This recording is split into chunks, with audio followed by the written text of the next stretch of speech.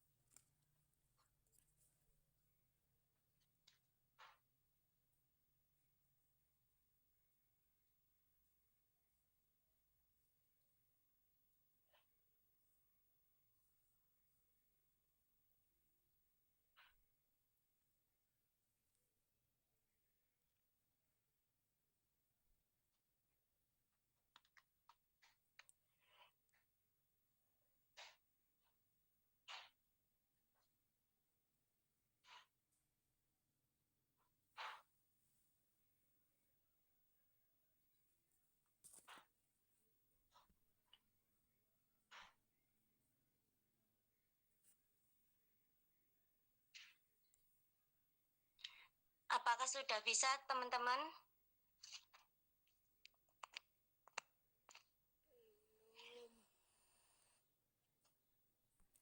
Sudah, Mbak.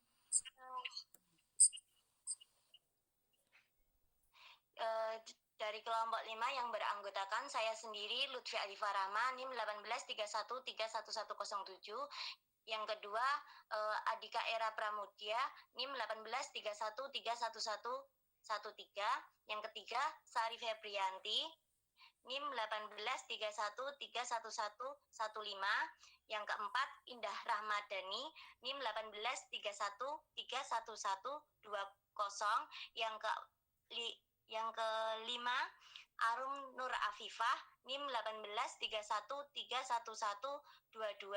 Yang keenam Khofifah Lukmana Sari NIM 1831311125.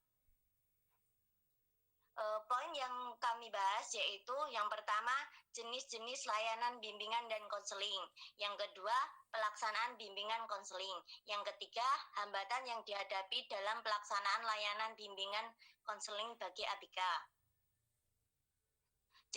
Jenis layanan bimbingan dan konseling. Yang pertama, layanan bimbingan kelompok.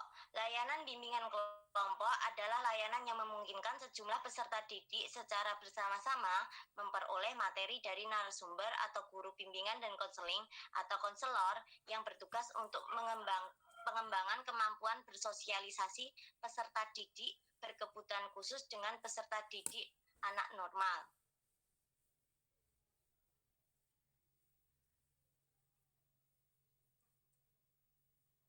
Layanan konseling individu adalah layanan yang diberikan oleh guru bimbingan dan konseling kepada seorang klien dengan tujuan agar klien memahami kondisi dirinya sendiri, lingkungannya, permasalahan yang dialami, kekuatan dan kelemahan sehingga klien mampu mengatasinya.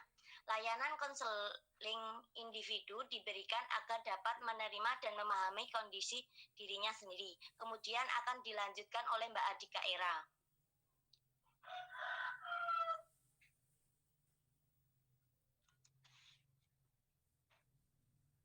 Bimbingan konseling memiliki 7 jenis layanan.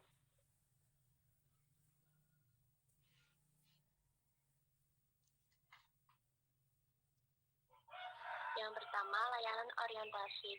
Layanan orientasi merupakan layanan yang diselenggarakan oleh bimbingan dan konseling sebelum proses belajar mengajar dimulai. Yang kedua, layanan informasi merupakan layanan yang diberikan oleh guru bimbingan dan konseling kepada siswa terkait dengan informasi-informasi yang ada di sekolah maupun luar sekolah. Yang ketiga, layanan penempatan dan penyaluran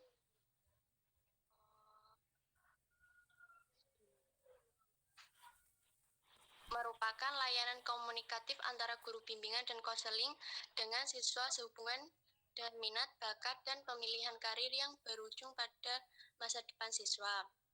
Yang keempat, layanan bimbingan belajar merupakan layanan yang diberikan oleh guru bimbingan dan konseling yang berkaitan dengan kegiatan belajar siswa.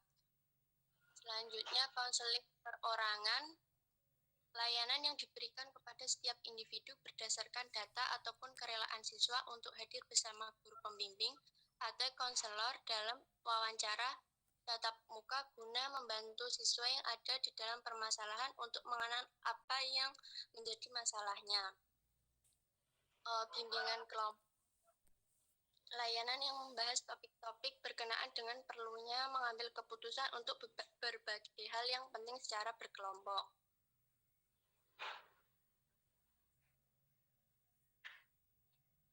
Layanan konseling kelompok yaitu layanan yang diberikan guna mengetaskan masalah-masalah yang identik yang dialami oleh beberapa siswa, sehingga melalui layanan konseling kelompok dengan bantuan konselor, peserta didik yang mengalami masalah yang sama dapat saling memberikan masukan untuk memperoleh jalan keluar atau solusi.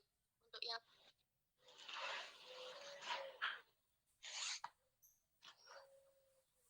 selanjutnya akan disampaikan oleh Mbak Febri.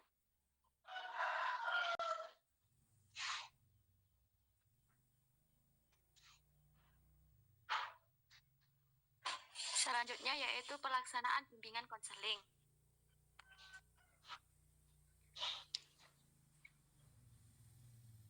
Pelaksanaan layanan bimbingan dan konseling pada peserta didik anak berkebutuhan khusus dilakukan dengan melihat atau menyesuaikan kebutuhan dan kemampuan peserta didik dalam menerima materi yang diberikan. Dengan seperti itu, guru bimbingan dan konseling dapat membantu menyelesaikan permasalahan dan mengoptimalkan kebutuhan pada peserta didiknya.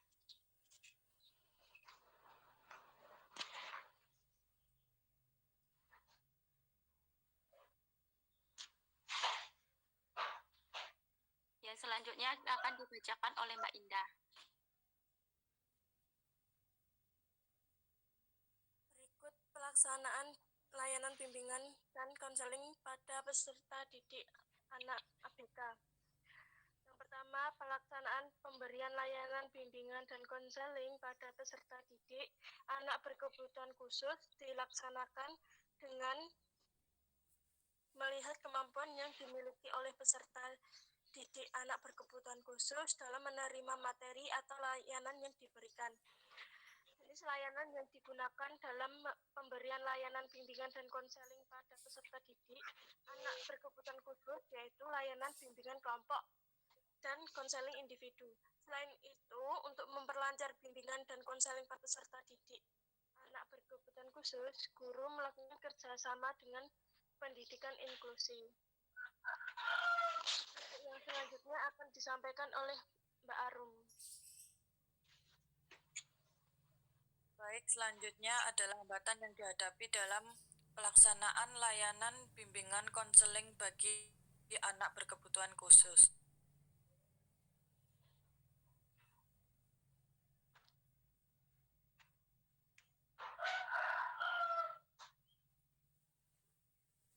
Satu, tenaga pendidik anak berkebutuhan khusus menjadi salah satu faktor penghambat berkembangnya atau berjalannya pendidikan anak berkebutuhan khusus secara lancar.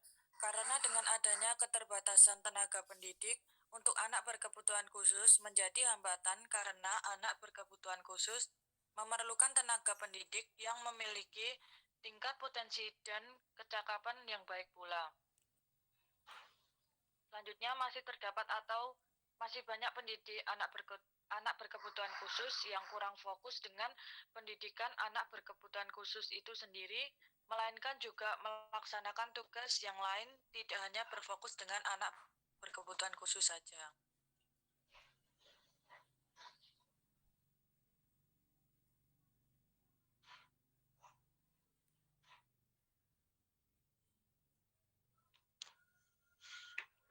Yang kedua, sosialisasi dan pelatihan tentang anak berkebutuhan khusus.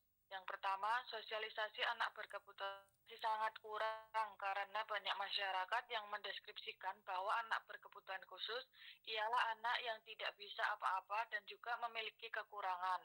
Sehingga masyarakat luar masih banyak menganggap bahwa pendidikan anak berkebutuhan khusus itu masih belum atau tidak terlalu penting. Yang kedua, karena adanya faktor kurangnya sosialisasi terhadap masyarakat luas maupun masyarakat umum tentang pentingnya pendidikan untuk anak berkebutuhan khusus itu sendiri. Gimana anak berkebutuhan khusus seharusnya mendapatkan pendidikan yang layak dan pendidikan yang sama dengan anak-anak normal pada umumnya. Hanya saja cara penyampaian pendidikan atau metode pendidikan berbeda dengan anak normal lainnya.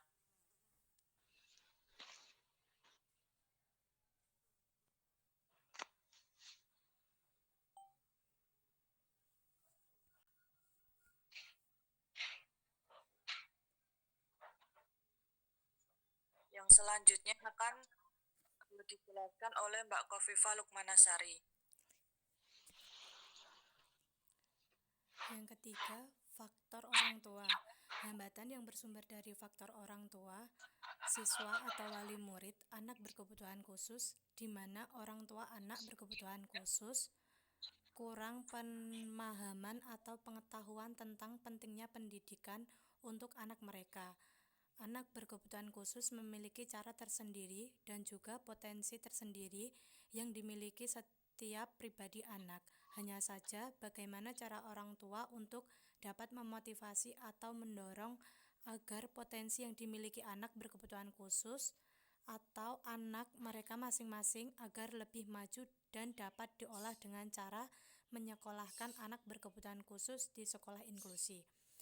Yang selanjutnya, orang tua, di mana orang tua sulit menerima kenyataan bahwa anaknya memiliki keterbatasan dari segi mental maupun fisik inteligensinya.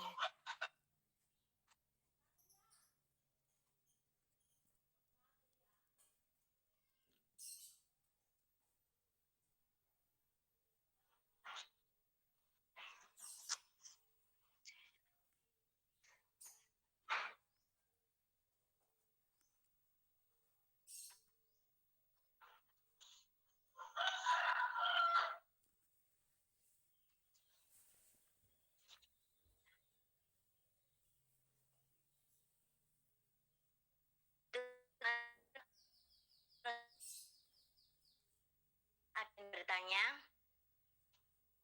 Saya Mbak.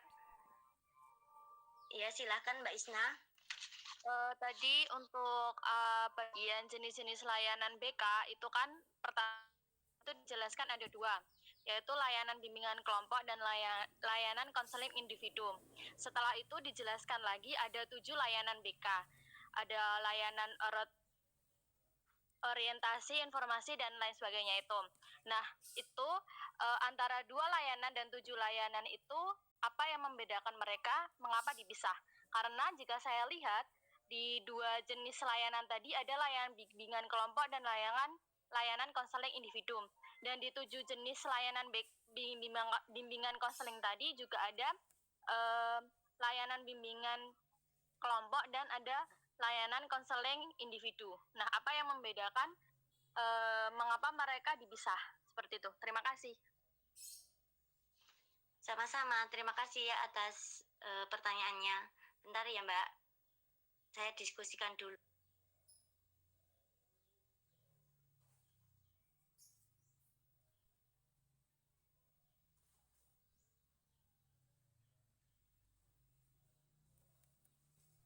Perbedaannya dari layanan bimbingan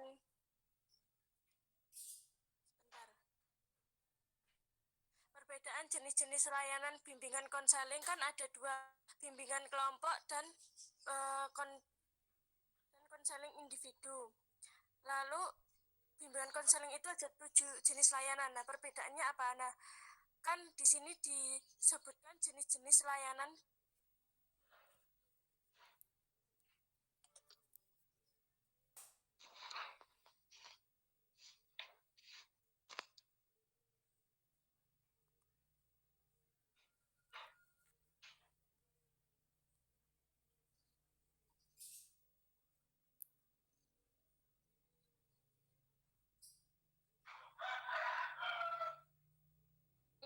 layanan bimbingan dan konseling.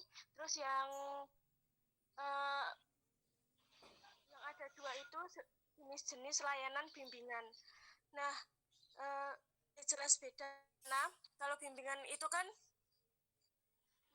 artinya kan menunjukkan, mengarahkan, mengatur, memimpin, menuntun, memberikan nasihat. Nah, itu kan ada dua. Ada secara individu dan ada secara kelompok. Nah, kalau yang bimbingan konseling itu kan ada 7, karena artinya itu kan memberikan bantuan terhadap konseli yang dilakukan oleh konselor baik untuk individu maupun kelompok, baik secara langsung ataupun tidak. Berarti bimbingan dan konseling itu memang ada 7 layanan yang diberikan oleh konselor kepada konseli. Nah, kalau bimbingan itu kan ada 2. Nah, bimbingan ini tuh mengarah ke individunya, mengarah ke konselinya. Jadi maaf, PPT-nya itu seharusnya 2 layanan bimbingan dan yang 7 itu bimbingan konseling, Mbak. Jadi itu salah di ini ya Mbak ya, PPT-nya ya. Iya, Mbak. Terima kasih. Sama-sama, Mbak.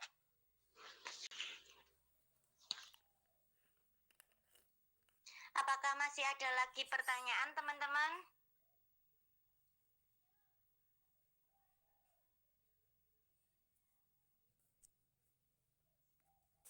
Mungkin adakah yang bingung atau ada yang mau bertanya lagi? Kalau tidak,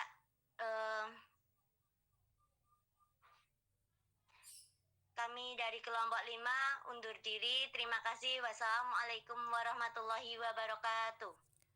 Waalaikumsalam warahmatullahi wabarakatuh. Waalaikumsalam warahmatullahi wabarakatuh.